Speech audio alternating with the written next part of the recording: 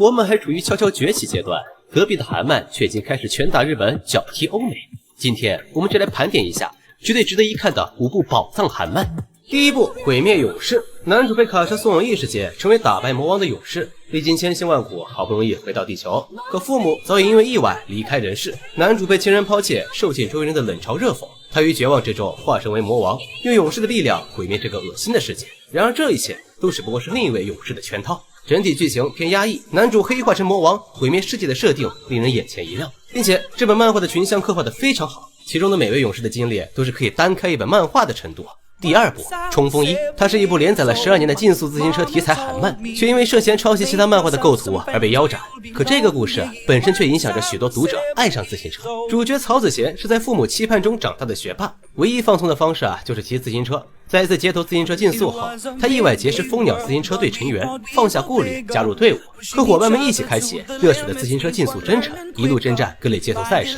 突破重重竞速难关。漫画早期画风青涩，后期不管是线条、色彩还是分镜都张力十足，其中角色穿搭更是成为潮流范本，视觉享受拉满，将青春群像与成长弧光刻画得淋漓尽致。可惜的是，漫画作者曹雍硕犯了创作者的原则性问题，腰斩的结局带给无数读者遗憾。第三部 SSS 级重生猎人，男主金公子意外得到 S 加级技能，可以复制对方的一个技能，可却要死亡时才能触发。虽然这个技能坑爹，但男主第一次就被最强猎人炎帝杀死，复制到了他死亡瞬间重回24小时前的技能。为了复仇，男主自杀4000多次，回到11年前，只为杀死还未觉醒的炎帝。之后男主靠这2个技能疯狂复制其他人的技能，一步步从底层逆袭，成为掌控生死改写世界的 SSS 猎人。这本漫画整体来看可以算是低开高走了，每个篇章都各有其特色，接近100余话的漫画，从铺垫到发展，作者能刻画出2篇极致的感情描写，不得不说真的很厉害。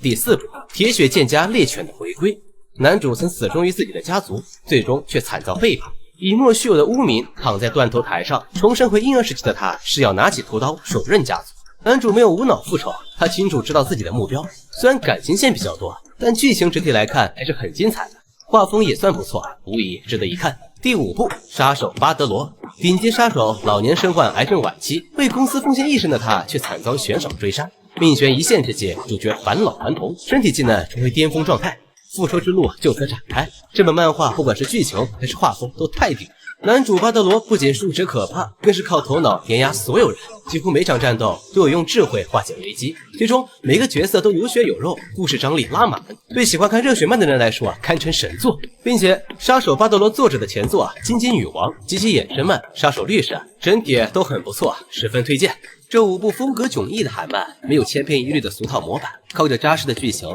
立体的人物和独特的创作思路，撑起了韩漫崛起的底气。大家认为最好看的韩漫是哪本呢？可以分享在评论区。